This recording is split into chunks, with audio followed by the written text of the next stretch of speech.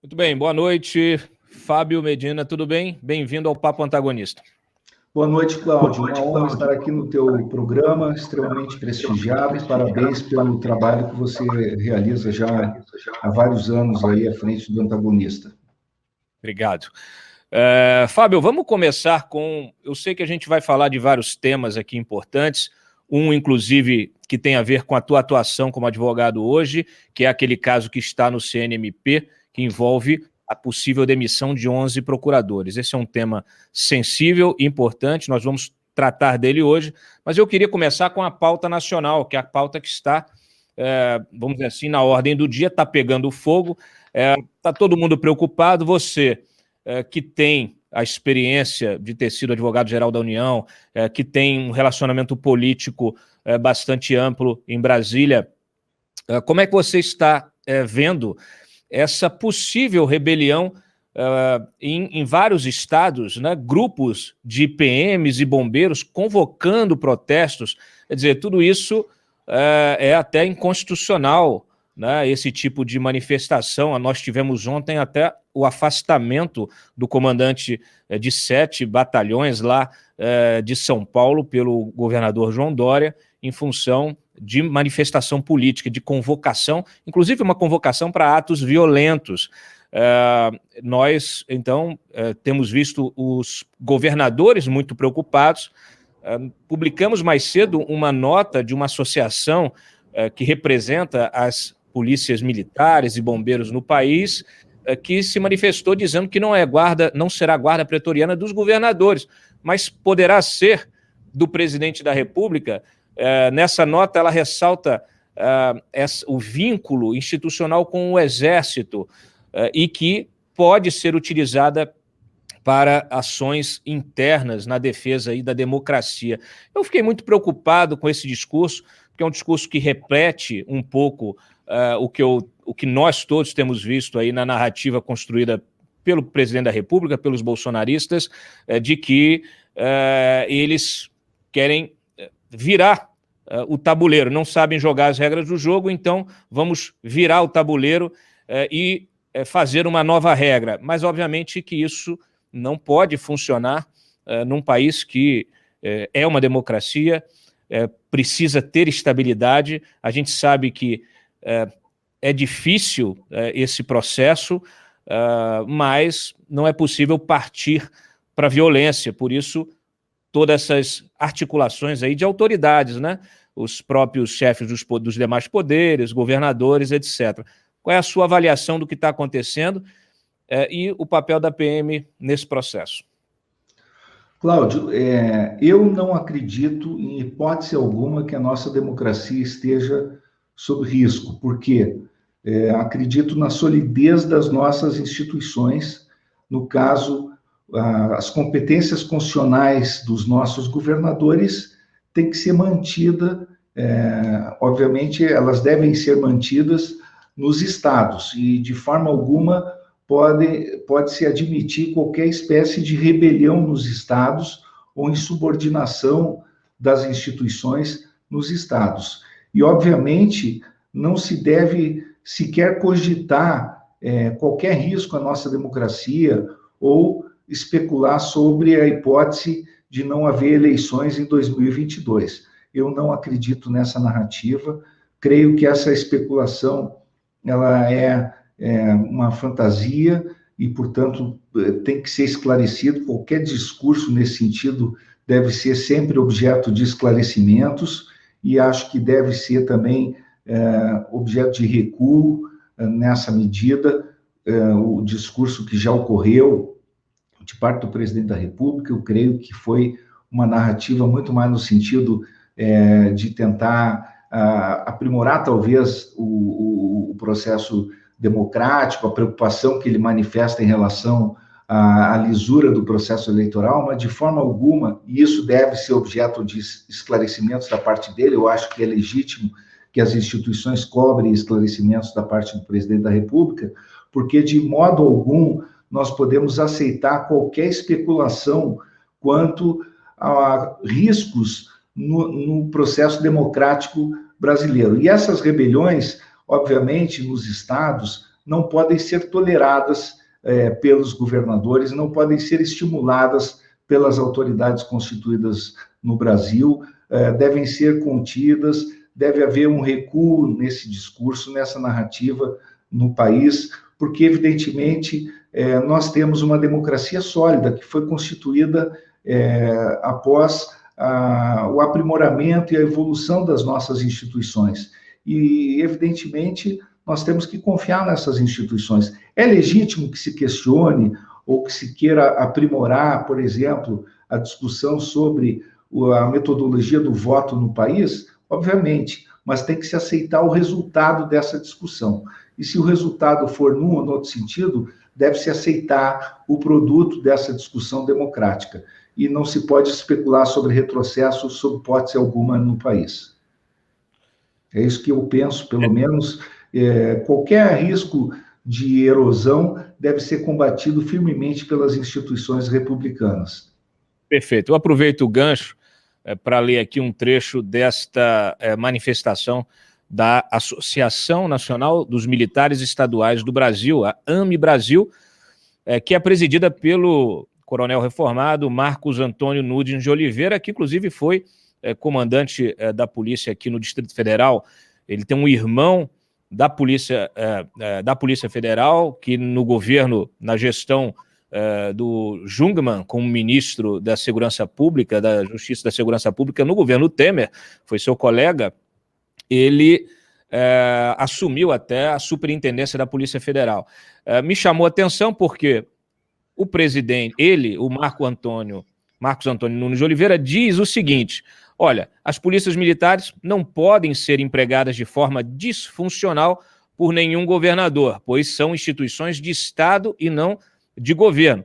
Bom, até aí, tudo bem, tá certo. A gente espera que não sejam realmente utilizadas de forma disfuncional por ninguém. Claro. Nem pelos governadores, nem pelo Exército, né, ao qual eles dizem aqui que estão vinculados. E aí essa outra parte que me chama a atenção, porque eles dizem assim, olha, a corporação a PM compõe o esforço de mobilização nacional para a defesa da pátria, a garantia dos poderes constitucionais. Nesses casos, as polícias militares serão automaticamente convocadas pela Força Terrestre Federal, para atuarem nesse contexto como força auxiliar e reserva do Exército. Nossas instituições seguem e obedecem rigorosamente à lei e não às vontades político-partidárias que tentam nos relegar ao plano de milícias eleitorais ou guardas pretorianas. Nossa bússola é a lei, o nosso cliente é o cidadão e a nossa principal missão é a paz social. Bom, eu concordo ipsi literis com isso aqui, desde que seja empregado, esse discurso seja empregado também quando nós estivermos nos referindo ao presidente da República, né? Porque não deve haver o uso político eleitoral por parte nem dos governadores, nem do presidente, nem de ninguém. As polícias têm a sua missão constitucional e institucional. Exatamente. Nenhum político, nenhum governante pode fazer o uso político partidário das forças policiais, sejam elas quais forem. Isso é bastante óbvio. E não podem ser instrumentalizadas politicamente para perseguição dos cidadãos. Portanto, esse discurso, do ponto de vista teleológico, ele está correto, mas as polícias têm uma obediência ao princípio federativo também, e elas têm repartição constitucional nas competências constitucionais. As polícias estaduais, a Polícia Federal, o Exército, e tem obediência, portanto, ao princípio federativo nas competências constitucionais. Isso também tem assento constitucional e tem que ser respeitado dentro dessa divisão dos poderes, da divisão do princípio federativo. Deixa eu aproveitar e trazer também para o debate um trecho do artigo do presidente da Câmara, o Arthur Lira. Né? Ele publicou um artigo no Globo, não sei se você teve a oportunidade de ler, mas ele fala justamente dessas milícias virtuais, dessas campanhas nas redes sociais. Ele se diz, inclusive, um aprendiz ainda nas redes sociais, diz que já apanhou muito. E aí ele ressalta o seguinte, que a realidade concreta do dia a dia aqui da política é bem diferente do mundo virtual. sem mencionar, obviamente, aí essas manifestações que estão sendo organizadas para o dia 7 de setembro, ele, de alguma maneira, ele minimiza essas manifestações da seguinte maneira, abre aspas, as cordas foram esticadas nesta realidade paralela, de faz de conta, de demasiada retórica e virulência, que tenho certeza não é sustentada na relação diária, física, nos palácios, sede dos poderes, sindicatos, associações e confederações de todas as áreas, terreno onde a sociedade civil se articula e prospera. Não podemos deixar que essa movimentação de vídeos, gifs, memes e posts substitua a altivez e a nobreza da boa política que constrói e promove avanços. E aí ele refuta qualquer possibilidade de aventura contra a democracia e conclui ali, dizendo o seguinte, que o embate nas redes e as trocas de notas oficiais com afirmações e desmentidos não ajuda a encher barriga, não apoia ou acolhe quem precisa, não gera postos de trabalho, não baixa o preço do gás de cozinha, nem da gasolina, muito menos acelera os números de brasileiros vacinados, que são essas as genuínas demandas daqueles que nos elegeram e que nos julgarão nas urnas no ano que vem, fecha aspas. Você, nos teus contatos, você compartilha dessa visão? Existe algum risco efetivo? Você acabou de falar no início que confia nas instituições. Às vezes a gente está vivendo muito dentro desse universo virtual e fica mais impressionado, né? Ou isso acaba levando integrantes das Forças Armadas ou de PMs e tal a também entrarem nesta narrativa e acabarem se excedendo. Mas a gente também tem visto vários gestos que nos levam à preocupação, como aquele desfile de blindados aqui na Esplanada e várias outras ocorrências, episódios que nós relatamos aqui diariamente. Afinal de contas, até onde vai a influência desse embate que acontece nas redes, até onde ele vai na política real? Cláudio, eu não vejo nenhum risco à nossa democracia. Eu penso que nós vivemos uma democracia plena, esses embates fazem parte do jogo democrático. Nós temos um presidente eleito pelas vias democráticas, os questionamentos que são formulados são parte do jogo democrático, inclusive o questionamento sobre a lisura do processo eleitoral ou o aprimoramento do processo eleitoral. Existe um estilo do presidente de comunicação que às vezes transparece, digamos, uma forma talvez muito peculiar de trazer à tona um debate mais contundente sobre determinados temas que inova talvez nessa maneira de diálogo e torna os ânimos mais acirrados. Mas nós já passamos por governos muito mais arriscados do âmbito das alianças, inclusive com ditaduras, como foi o governo do PT, por exemplo, e vários mandatos, que fazia aliança com ditaduras latino-americanas e que trazia projetos mais ousados no âmbito do que era o risco para a democracia brasileira. E, no entanto, as nossas instituições são mais fortes e sobreviveram também àquilo que poderia ser um projeto, talvez, que transcendesse um regime democrático. Portanto, no caso do presidente Bolsonaro, eu não vejo o menor risco. Eu entendo que esse debate seja trazido à baila, acho que há interesses político-partidários, acho que faz parte do jogo democrático também essa discussão, como já foi feita no passado, mas eu também entendia que era parte do jogo democrático. Nunca acreditei que o PT trouxesse risco também para o regime democrático, eu nunca fui daqueles que acreditou nessa tese, mesmo porque, veja, quando houve o impeachment, nós também tivemos essa discussão sobre a teoria do golpe, quer dizer, se apregoou que houve um golpe na democracia brasileira e se propagou na imagem do Brasil internacionalmente que o Supremo Tribunal Federal perpetrou um golpe contra o Estado de Direito no Brasil, junto em conluio com o Poder Legislativo. e houve todo um ambiente digital que propagou isso, causando danos à imagem do país, como se o Brasil tivesse sido vítima de um golpe de Estado, perpetrado pelo Supremo Tribunal Federal em conjunto com o Poder Legislativo. E, no entanto, não se entendeu que isso foi um ataque às instituições democráticas. Se entendeu que também isso era parte da regra do jogo democrático. Toda essa milícia, ou digamos assim, todo esse mundo organizado digitalmente propagar essa ideia do golpe. Então, a nossa democracia é bastante tolerante com determinados discursos. Eu acho que isso é parte do jogo democrático no Brasil. Deixa eu só colocar um outro elemento nessa discussão, que foi o pedido de impeachment do Alexandre de Moraes. Ele foi apresentado na sexta-feira e causou uma reação bastante forte de parte do próprio Supremo, de parte da classe política, que viu nesse gesto do presidente da República uma afronta à instituição do Supremo, né? Ao Judiciário e ao Supremo em si. Você não acha que é uma afronta esse pedido de impeachment? Você acha que ele foi bem fundamentado? Eu li aquele pedido de impeachment e eu vi uma peça de propaganda. Cláudio, eu não acho, de hipótese alguma, que o ministro Alexandre de Moraes tenha cometido crime de responsabilidade. De hipótese alguma. É um grande ministro honrado, um ministro técnico, um ministro correto, um ministro honesto, e que, efetivamente, honra sua cadeira no Supremo Tribunal Federal.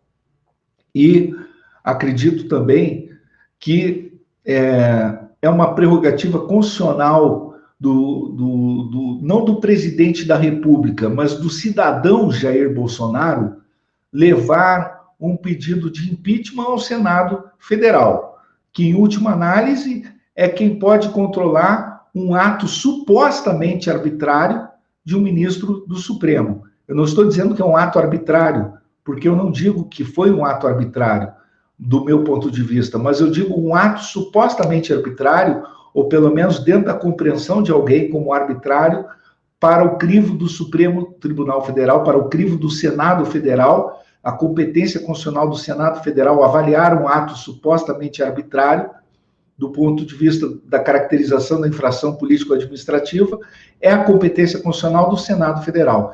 Então, efetivamente, a prerrogativa de cidadão foi exercida por Jair Bolsonaro.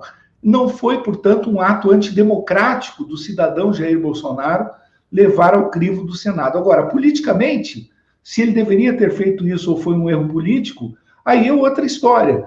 Eu acho que os poderes, quando são harmônicos, eles dialogam.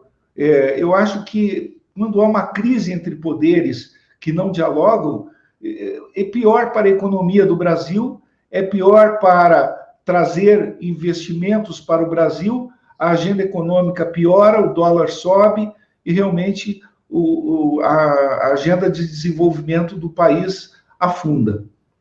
Deixa eu te perguntar uma coisa. Hoje nós tivemos a recondução do Augusto Aras na CCJ, e ele foi questionado sobre a omissão dele na pandemia, sobre o alinhamento dele com o presidente da República, e o PGR reagiu ali sempre dizendo que não, rejeitando as acusações, dizendo que fez a parte dele, mas a impressão que a gente tem não é essa, inclusive não é nem a nossa, nem de outras autoridades, como os senadores Fabiano Contarato e Alessandro Vieira, que foram ao Supremo. Infelizmente o Alexandre de Moraes já negou o pedido, eles vão recorrer para que o PGR seja investigado por prevaricar, né, por prevaricação durante a pandemia. A gente percebeu que ele foi muito bem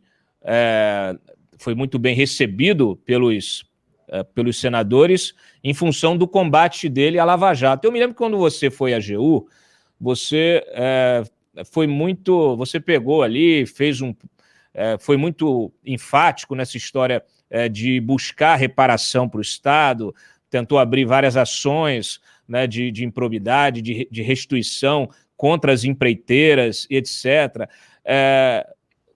O que você acha de todo esse processo de desmonte, de desmantelo das forças-tarefas e você ter um PGR aplaudido por fazer isso e agora muito provavelmente reconduzido? Cláudio, as ações que foram propostas pela AGU, na minha gestão, foram ações muito plausíveis, muito razoáveis, assim, muito robustas, e posteriormente eram passíveis de acordos de não persecução civil, de ressarcimento ao erário, enfim, nós sempre observamos a robustez jurídica para a propositura de ações. E eu creio que também a lógica do Ministério Público deve ser essa, tanto para desencadear investigações, quanto para a propositura de ações.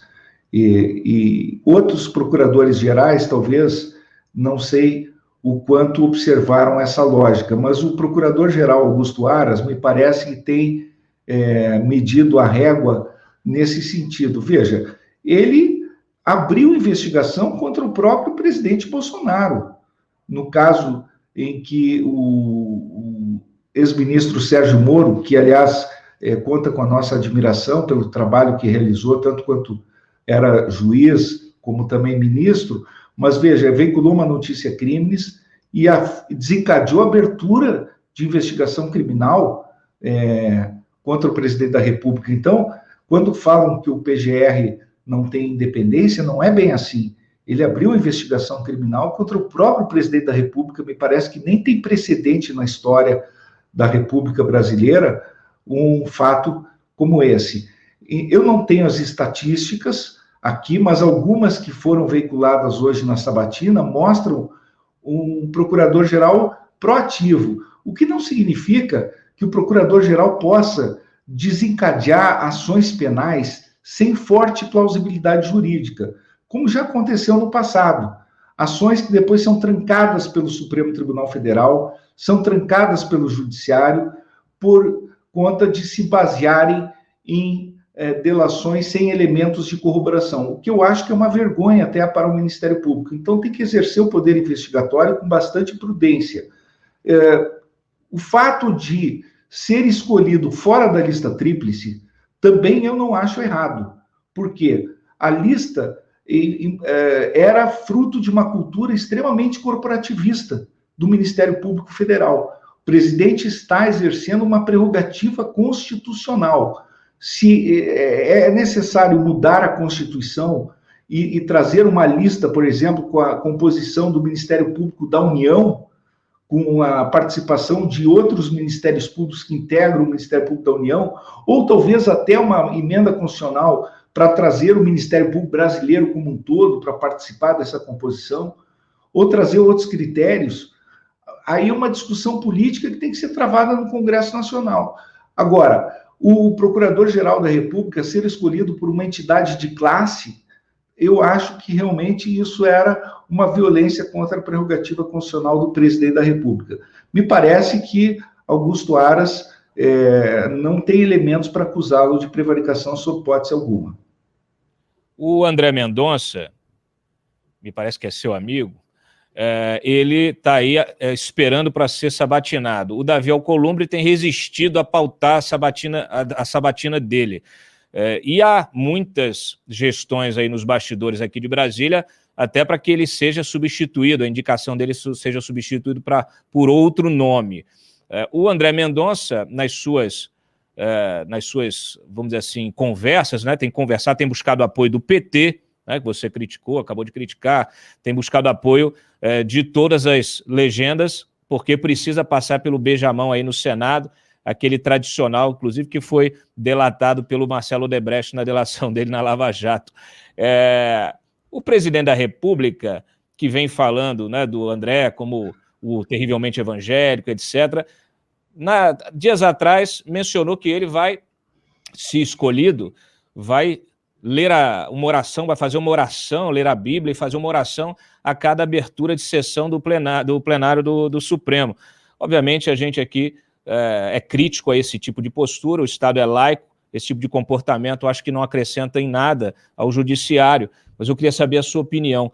O André Mendonça, ele tem condições, mesmo tendo sido um ministro da Justiça que usou a máquina estatal para abrir para perseguir opositores, abrir inquéritos contra os críticos, contra quem simplesmente fazia críticas ao presidente da República? Claro que o André Mendonça tem plenas condições, ele é um jurista, tem formação acadêmica, tem uma biografia impecável e tem, além de currículo, também condições morais, éticas, de ocupar o cargo de ministro do Supremo Tribunal Federal. O fato de ter uma formação religiosa não pode ser um impeditivo para que a pessoa ocupe também um assento no Supremo Tribunal Federal. É um predicado que, no caso, o presidente da República entendeu importante para essa indicação, no caso, pode acrescentar, mais uma característica para esse ministro que será sabatinado pelo Senado Federal. Me parece uma característica positiva. O meu pai, por exemplo, é católico fervoroso, eu sou católico também, nós temos a religião católica na nossa família. Veja, isso não pode ser considerado um defeito. Eu acho que a formação religiosa da pessoa, também se ela não tiver a formação religiosa, da mesma forma não é considerado isso um defeito. O Supremo Tribunal Federal é um tribunal plural, nele cabem tanto pessoas que eventualmente não tenham uma vocação religiosa, quanto também aquelas que tenham uma vocação religiosa mais acentuada. Então, um tribunal plural como esse tem sim as suas portas abertas para uma pessoa com a vocação religiosa. E o ministro André Mendonça, a passagem que ele teve no Ministério da Justiça, não me parece que tenha sido marcada por abuso de poder ou desvio de finalidade, tanto que ele não tem mácula na sua passagem. Pode haver questionamento sobre inquéritos que ele abriu, enfim, mas, eventualmente, esses questionamentos integram aí o regime democrático. Não me parece que haja nenhuma representação contra ele por abuso de poder ou desvio de finalidade. Não houve nenhuma iniciativa nesse sentido. E aí, em relação à resistência do Davi em pautar a sabatina dele? Eu acho que faz parte do jogo político. Tudo se resolve com diálogo, a negociação política, processo político normal, resistência política, negociação política, processo de diálogo no Congresso Nacional, uma opção do presidente da República ter indicado o ministro André Mendonça, que tem todos os requisitos constitucionais para preencher essa vaga no Supremo Tribunal Federal, e agora tem que dialogar com o Congresso Nacional. Tem interlocutores para isso, tem interlocução para isso, e precisa esse processo de muito diálogo, de negociação com o Congresso, com os atores do Congresso Nacional, do Senado Federal, para aprovação do nome dele. Faz parte do jogo político legítimo.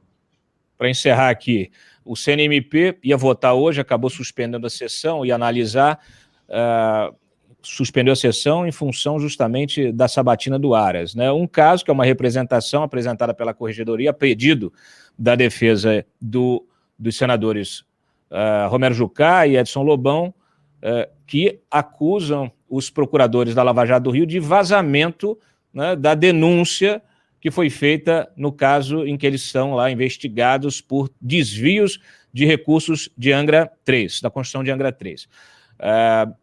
Bom, me parece um caso inédito você pedir a demissão de 11 procuradores em função de uma coisa que não está muito clara, porque o princípio da transparência pública, né, ele é presente, é constitucional e deve estar presente nos atos judiciais, tanto por parte da Justiça em si ou por parte do Ministério Público. Aliás, a Lava Jato ganhou relevância e ganhou o apoio popular justamente em função dessa transparência, dessa publicização dos seus atos.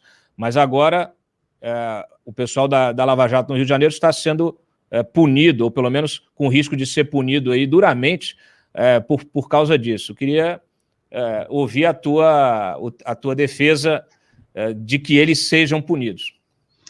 Cláudio, você sabe perfeitamente que eu sempre fui um defensor, e sou até hoje, do modelo da Força-Tarefa da Lava Jato. Inclusive, quando exerci o cargo de ministro da AGU, trabalhei de um modo muito estreito com a Força-Tarefa da Lava Jato de Curitiba. E penso que foi um modelo exitoso, apesar de eventuais equívocos e desvios, eventualmente, que possam ser objeto de alguns remédios constitucionais. Mas também, na minha trajetória, sempre defendi correções quanto a eventuais desvios e abusos no âmbito das instituições fiscalizadoras. Isso faz parte também da minha doutrina. No caso específico, os fatos são muito singelos e estão retratados nos autos, mas os procuradores optaram por uma estratégia de defesa baseada em fake news na mídia. Por quê? Quais são os fatos? Basicamente, havia uma investigação, um caderno investigatório coberto por decisões que decretaram sigilo, segredo de justiça. Decisão primeiro do Supremo Tribunal Federal, do ministro Edson Fachin, e depois decisão da juíza Caroline Figueiredo, quando os autos desceram para o primeiro grau. Então, decisões que decretaram segredo de justiça, que tem assento constitucional, segredo de justiça. Os procuradores foram intimados das decisões que decretaram segredo de justiça e acompanhavam as investigações.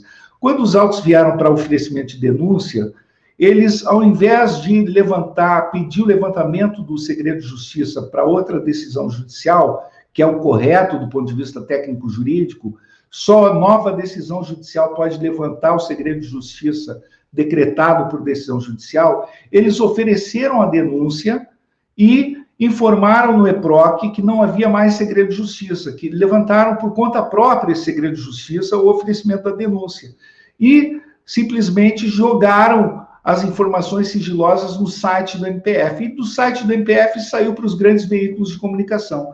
E isso durou 8 dias. A juíza, inclusive, ao receber a denúncia, ratificou ainda por cima o segredo de justiça até o cumprimento das medidas assecuratórias. Então, o caso é bastante singelo, bastante simples. Nós retratamos e apresentamos a reclamação disciplinar. Aí os procuradores inventaram uma falsa informação de que o EPROC atribuiu automaticamente segredo de justiça, de que a juíza informou nos autos que o segredo de justiça foi atribuído automaticamente pelo EPROC. Nada disso é verdade, nada disso aconteceu. Então, o fato é, segredo de justiça e violação de segredo de justiça constitui crime de abuso de autoridade. Violação de segredo de justiça, Cláudio, constitui ato de improbidade administrativa. Nada disso até agora, só para finalizar, Cláudio, nós não representamos contra eles ainda criminalmente, não representamos ainda por ato de improbidade administrativa, somente representamos do ponto de vista disciplinar, no CNMP.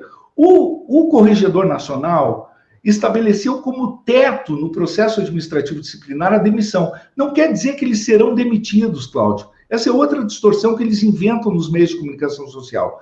O PAD, se for aberto, que isso será objeto de deliberação pelo CNMP, será com o teto da demissão. Mas o CNMP, após a abertura do PAD, garante o direito de defesa, de contraditório aos procuradores.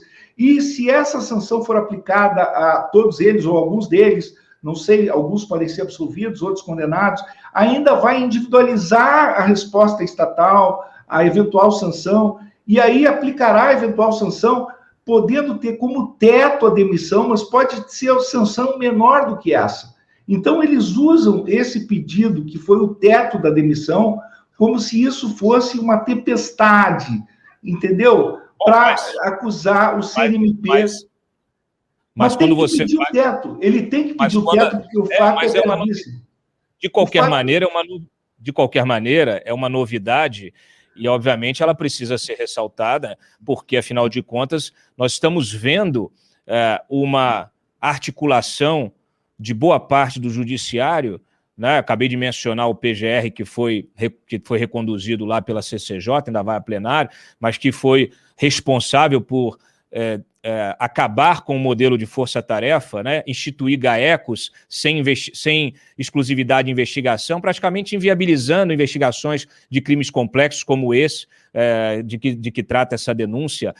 Então, a gente percebe também uma articulação por boa parte do STF usando material roubado, né, daqueles hackers que invadiram. São parênteses. Bom, deixa eu só concluir meu raciocínio. Tá. Você tem o próprio presidente do STJ abrindo um inquérito para investigar os procuradores que investigam o filho dele. A gente percebe claramente que há uma movimentação, como se não bastasse destruir o modelo da Lava Jato, impedir novas investigações, mas punir de forma assim, exemplar, né, na perspectiva dessa gente, punir de forma exemplar aqueles que ousaram investigar os poderosos. Então, assim, é muito diferente de você cometer, às vezes, um erro, uma falha administrativa, um erro que pode ser, pode virar um alerta, uma advertência. Agora, quando você propõe, como é o caso do corregedor, até a demissão, isso, obviamente, causa um susto, né, por parte de quem está do lado e até da sociedade que apoiou e que apoia o combate à corrupção. Embora claro, o sistema hoje esteja, vamos dizer assim, desfavorável a esse combate, a gente percebe que claramente a sociedade, as pesquisas de opinião mostram isso, a sociedade de forma majoritária continua levantando a bandeira do combate à corrupção. Não é um exagero? Não, sem dúvida, Cláudio. Eu acho que o combate à corrupção tem que ser uma bandeira que nós temos que defender e temos que filtrar, cada caso é um caso, eventualmente pode haver investigações arbitrárias, mas eu tenho que registrar, em primeiro lugar, é muito raro existir quebra de segredo de justiça no meio do Ministério Público brasileiro. Isso é um fato gravíssimo, não é um fato trivial. E segundo, os procuradores admitiram, pelo menos insinuaram, que isso era corriqueiro, que essa quebra, digamos, esse oferecimento de denúncia e publicização de denúncia depois de investigações sigilosas era um fato corriqueiro. Então, talvez tenha que apurar até se não há precedentes nessa mesma linha desse cometimento de fato análogo. Agora, por outro lado, esses mesmos procuradores são investigados no CNMP por delações direcionadas. Isso é preocupante. Também cabe o registro, Cláudio, que essa ação penal que eles moveram, houve desbloqueio do patrimônio dos réus pelo TRF2 em liminar, por conta de que eles teriam acusado somente com base nas palavras dos delatores. Isso me preocupa muito, Cláudio, pelo seguinte, porque é uma falta de profissionalismo dos membros do Ministério Público acusar com base nas palavras exclusivamente dos delatores. Então, eu chego à conclusão, talvez, que muitas ações penais são anuladas pela Justiça por incompetência ou ineficiência de membros do Ministério Público. E isso é preocupante. Por quê? Porque muitas vezes esses membros do Ministério Público jogam só para a plateia. Eles são, na verdade, ineficientes. E falta profissionalismo. Eu tenho um sócio que foi 28 anos membro do Ministério Público do Rio Grande do Sul, veio para a advocacia, olhou o trabalho deles nesse caso, dessa ação penal, e disse o seguinte: esse trabalho aqui é um lixo.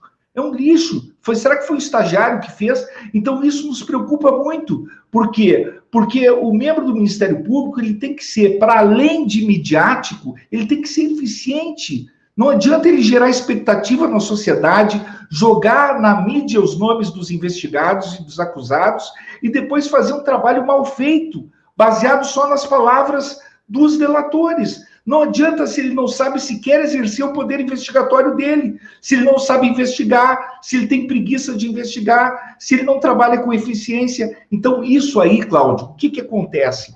Nós temos um problema. Se o Ministério Público e alguns procuradores estão realizando de forma mal feita o trabalho deles e estão só se baseando na mídia para execrar publicamente os investigados ou os acusados. E muitas ações penais estão sendo anuladas pelo judiciário por incompetência desses procuradores. Nós temos que selecionar melhor esses procuradores para colocar em força-tarefa ou em GAECO, para dar melhores resultados para a sociedade brasileira.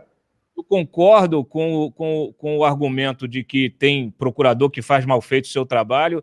Eu sou um crítico da gestão do Janot. Já mencionei aqui várias vezes denúncias que foram feitas, parece que foram feitas nas coxas, né? Acordos de delação que foram feitos nas coxas, do Sérgio Machado é um deles, eu sempre falei isso aqui, e defendo sempre que se faça da melhor forma. O problema, a gente vai encerrando aqui, mas assim, o problema, porque o horário também não permite ir muito além, mas o problema é que a gente percebe que se fosse só um problema, né, assim, de você revisar ou punir aqueles que fazem mal o seu trabalho, não tinha problema nenhum, não tinha, a gente não estava nem tendo essa discussão. Mas o que ocorre é muitas vezes, você ter o desmonte de operações muito bem feitas, de denúncias muito bem fundamentadas, de condenações e sentenças muito bem redigidas, como aconteceu com o caso do Lula, né? Eu acho que você até concorda comigo. Tem um caso, por exemplo, Cláudio, o caso da jurisprudência do Supremo Tribunal Federal, que sem nenhum elemento que justifique, muda de rumo e passa a não permitir mais o cumprimento das sentenças após o trânsito em julgado em segundo grau. Então, esse é um caso de impunidade no Brasil que justifica uma crítica ao Supremo Tribunal Federal. Aí sim. Mas veja, muitas decisões, muitas ações penais são anuladas por ineficiência de procuradores. E aí nós temos que questionar isso. E esse caso de abuso de autoridade que eu estou tratando nessa reclamação disciplinar é um caso injustificável. Eu sou defensor de prerrogativas de membros do Ministério Público Brasileiro e raramente eu acuso alguém. Essa é a segunda oportunidade na minha vida que eu estou acusando o procurador da República. E realmente eu não acuso sem provas, Cláudio. E eles estão propagando fake news para tentar desmontar essa acusação. Eu me proponho a debater com qualquer procurador esse caso aqui, porque realmente é uma situação que eles estão num beco sem saída. Fábio, obrigado pela tua participação aqui no Papo Antagonista, tá? E o programa fica aberto para futuras colaborações. Felizmente, a gente tem ainda uma pauta longa aqui de noticiário. Obrigado, Cláudio. Uma boa noite. Uma honra debater com você aqui. Parabéns pelo teu programa, parabéns a quem assiste o Antagonista, que é um programa que faz a diferença no Brasil realmente. Parabéns.